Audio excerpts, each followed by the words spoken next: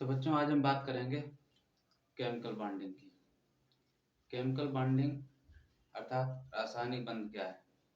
तो रासायनिक बंध में बच्चों हम बंध के बारे में पढ़ेंगे। बंध किस प्रकार से बनते हैं, कार्बनिक यौगिक या कार्बनिक यौगिक में जो बंध बने होते हैं वो किस तरीके से हम पहचानेंगे कि कौन से बंध हैं। तो इस पूरे चैप्टर में हम रासायनिक बंध के बारे में जानकारी लेंगे। ठीक है, तो आइए शुरुआत करते हैं रासायनिक बंध की। रासायनिक बंध होता क्या है इसके बारे में पहले जानेंगे।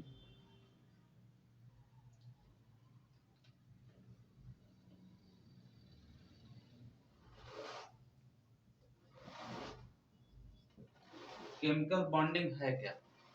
केमिकल बॉन्डिंग में बच्चों कोई भी परमाणु जब अक्रिय गैस का स्थान प्राप्त करना चाहता है तो अक्रिय गैस का स्थान प्राप्त करने के लिए या तो वो इलेक्ट्रॉनों का संयोग करता है, इलेक्ट्रॉनों का संयोग तो करता ही है, उसमें इलेक्ट्रॉन या तो इलेक्ट्रॉन देता है या फिर इलेक्ट्रॉन लेता है या इलेक्ट्रॉन की साझेदारी करता है।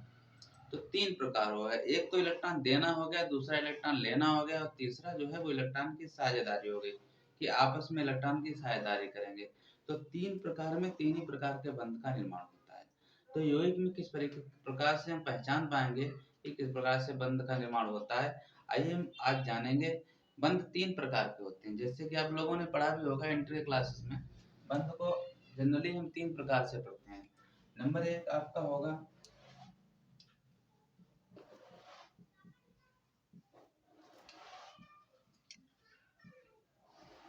सहसंयोजक बंध।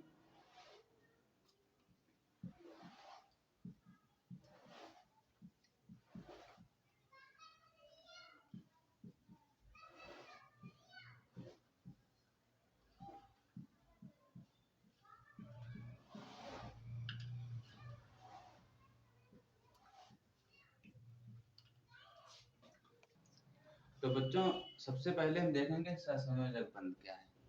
तो सहसंयोजक बंध में इलेक्ट्रॉनों के बीच में साझेदारी होती है। एक परमाणु दूसरे परमाणु से इलेक्ट्रॉन की साझेदारी करता है, चाहे एक इलेक्ट्रॉन की साझेदारी करे, चाहे दो इलेक्ट्रॉन की साझेदारी करे या तीन इलेक्ट्रॉन की साझेदारी करे। साझेदारी से वो बाह्य कोश में इलेक्ट्रॉन की पूर्ति करके एक अक्रिय गैस का स्थान प्राप्त करना चाहता है। तो अक्रिय गैस तो इनर्ट गैस कही जाती है क्योंकि वो तो क्रियाशील होती नहीं। तो हर परमाणु इस तरीके से चाहता है कि हमारा कोश पूरा हो जाए और हम एक स्थायी संरचना प्राप्त कर लें। तो सहसंयोजक बंध में इलेक्ट्रॉनों की साझेदारी, ठीक है। वैद्युत संयोजक बंध में एक परमाणु इलेक्ट्रॉन देगा और दूसरा परमाणु इस इलेक्ट्रॉन को ग्रहण करेगा, साझेदारी नहीं होगी। और उप सहसंयोजक बंध में एक परमाणु के द्वारा इलेक्ट्रॉन युग्म दिया जाएगा, जोड़े से इलेक्ट्रॉन।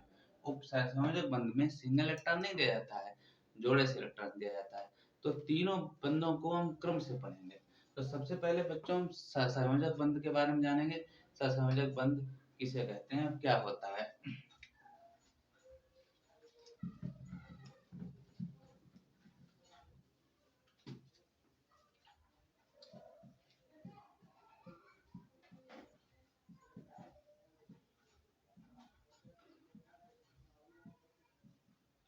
सहसंयोजक बंध को बच्चों अंग्रेजी में कोवेलेंट बॉन्ड कहते हैं। सहसंयोजक बंध का मतलब ही होता है कि संयोजन करना, आपस में साझेदारी करना। साझेदारी हमेशा एक परमाणु दूसरे परमाणु से करते हैं।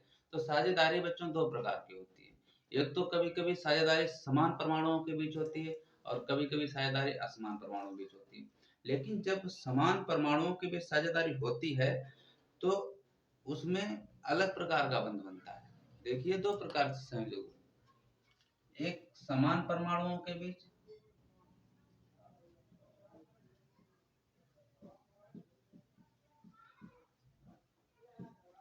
और दूसरे असमान परमाणुओं के बीच।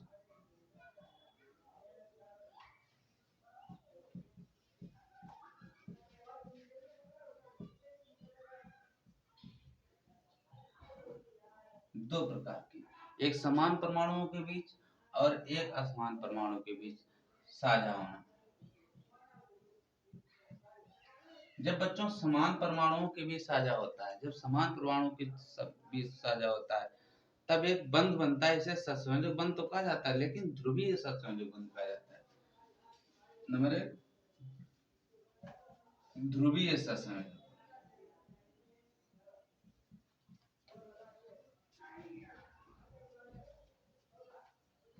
और जब असमान परमाणुओं के बीच साझेदारी होती है तो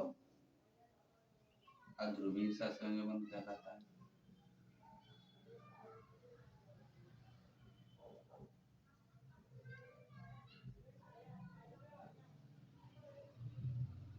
समान परमाणुओं के बीच साझेदारी होती है तो ध्रुवीय सहसंयोजक बंध कहलाता है। असमान परमाणुओं के बीच साझेदारी होती है तो अध्रुवीय सहसंयोजक बंध कहलाता है।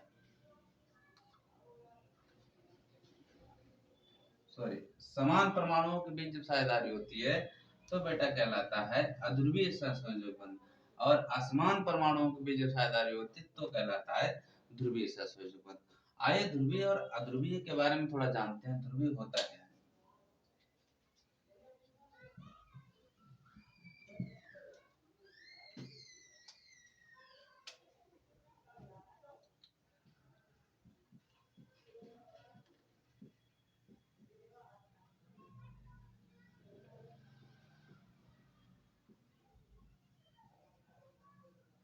ध्रुवीय सहसंयोजक, ध्रुवीय का मतलब होता है दो ध्रुव जहां पर धनात्मक और ऋणात्मक यानी कि पॉजिटिव और निगेटिव दोनों शो करें इस यौगिक में, तो उसे बेटा ध्रुवीय सहसंयोजक यौगिक कहते हैं।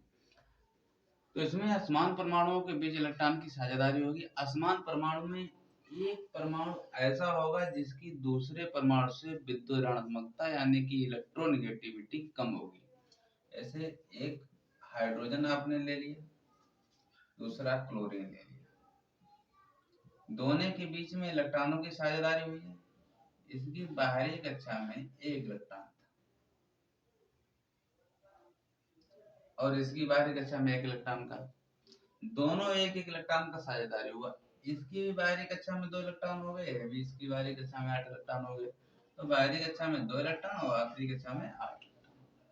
ठीक, दोनों का बंध बन गया, इसके कहते हैं यस सिंगल बॉन्ड सी। लेकिन ये असमान परमाणुओं के बीच साझेदारी से बंध बना है।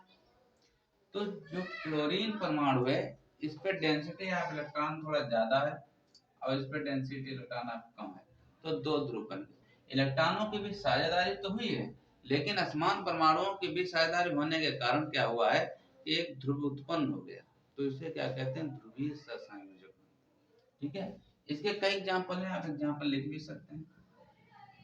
ऐसे HBr हो गया, HCl हो गया, HI हो गया, NH3 हो गया, H2O हो गया, HF हो गया।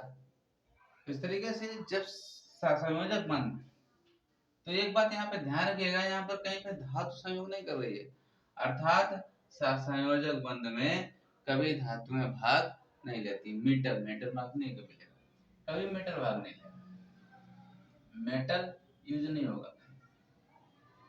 हमेशा अधातुओं के बीच सहसंयोजक बंध बनेगा, धातुओं के बीच सहसंयोजक बंध में पार्टिसिपेट नहीं होगी, कभी भी सहसंयोजक बंध नहीं बन सकता। सबसे पहले इसमें हमें जानने के लिए इलेक्ट्रॉनिक विन्यास सीखना होगा। इलेक्ट्रॉनिक विन्यास की विशेष जानकारी आप रखें। अगर आप इलेक्ट्रॉनिक विन्यास नहीं जानते हैं तो आप समझ लीजिए कि आप किसी प्रकार से बंध नहीं समझ सकते। इलेक्ट्रॉनिक विन्यास, परमाणु क्रमांक, मेंडलीव की आवर्त सारणी की जानकारी हमें विशेषकर रखनी होगी। अगर मेंडलीव की आवर्त सारणी की जानकारी हमें नहीं है तो इसका मतलब क्या है कि हमारा बेस कमजोर है। जहाँ बेस कमजोर होता है वहां पर आप कुछ नहीं कर सकते। तो सबसे अच्छी तैयारी के लिए हमें क्या करना है, सबसे पहले मेंडलीव की आवर्त सारणी की बेहतरीन तैयारी करनी है, और आगे अन्य वीडियो में हम आपको मेंडलीव की आवर्त सारणी की एक विधिवत तैयारी करवाएंगे, जिससे कि आप इलेक्ट्रॉन बंद है चाहे कोई भी यौगिक देख कर आप बता सकते हैं कि किस प्रकार का बंद होगा, कौन सा संकरण होगा और किस प्रकार से हम इसे निकालेंगे। तो ध्रुवीय सहसंयोजक बंध का मतलब समझ के थोड़ा सा समझिए। ध्रुवीय सहसंयोजक बंध में इलेक्ट्रॉन का साझा तो होगा लेकिन असमान परमाणुओं के बीच, समान परमाणुओं के बीच।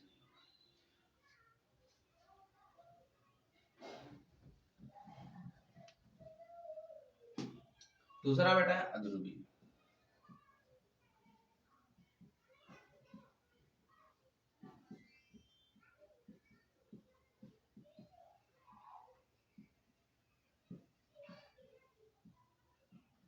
अध्रुवीय का मतलब है जिसमें ध्रुव नहीं बनेंगे, अर्थात ऐसे परमाणुओं के बीच साझेदारी होगी कि इलेक्ट्रॉन जो बंध बनाने में भाग लेंगे वो दोनों परमाणुओं के बीच में स्थित है।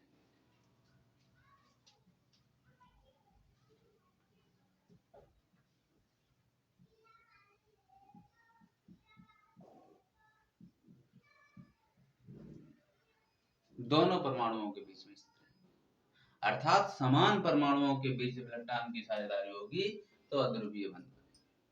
जब विद्युणात्मकता समान होगी तो इलेक्ट्रॉन ना तो इधर जाएगा ना इलेक्ट्रॉन इधर जाएगा, इलेक्ट्रॉन बीच में स्थित रहेगा। और बीच में स्थित होने के कारण क्या होगा, ये ध्रुवीय होंगे, ये ध्रुवीय होंगे। इस तरीके से कई उदाहरण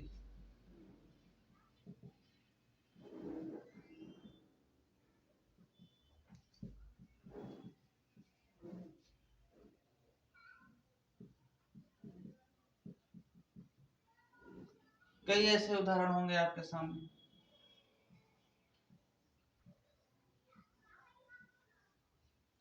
जो अध्रुवीय सहसंयोजक बंध होंगे, तो अर्थात हम किस तरीके से समझेंगे कि ध्रुवीय सहसंयोजक बंध में हमेशा असमान परमाणुओं के बीच इलेक्ट्रॉनों का साझा होगा, और ध्रुवीय सहसंयोजक बंध में असमान परमाणुओं के बीच साझा होगा, और अध्रुवीय सहसंयोजक बंध में हमेशा समान परमाणुओं के बीच साझा होगा। दोनों में इसी तरीके से साझा होगा, ठीक है। और ये नोट कर लीजिए आप। उसके बाद एक चीज और मैं आपको बता देता हूं, सहसंयोजक बंध का जब भी निर्माण होगा तो सहसंयोजक बंध हमेशा अधातुओं के बीच बनेगा, जो अधातुएं पी ब्लॉक में पाई जाती हैं, उनके मध्य चाहे कितना बड़ा भी कंपाउंड हो, कितना बड़ा कंपाउंड हो, लेकिन उसमें जो सहसंयोजक बंध का साझा होगा तो हमेशा अधातुओं के बीच होगा, कोई भी उसमें धातु नहीं होगी। जैसे कि आप एक एग्जांपल ले लीजिए,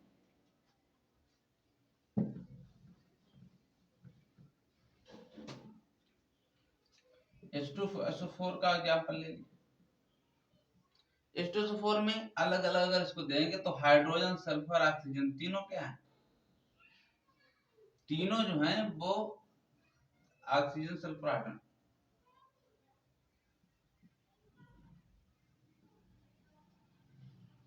अधातु हैं, अर्थात धातुओं जिनके बीच इलेक्ट्रॉनों का छाया होगा। तो एक बात हमेशा ध्यान रखना कि जब कभी भी जहां अधातु धातु ना हो तो वहां पर हमेशा इलेक्ट्रॉनों का साझा हो, और जहां पर कोई अधातु हो तो वहां पर इलेक्ट्रॉन को साझा नहीं होगा। एक के द्वारा इलेक्ट्रॉन दिए जाएंगे और दूसरे के द्वारा इलेक्ट्रॉन लिए जाएंगे, ठीक है। तो हमेशा एक बात याद रखिए, सहसंयोजक बंध हमेशा अधातुओं के मध्य बनेगा।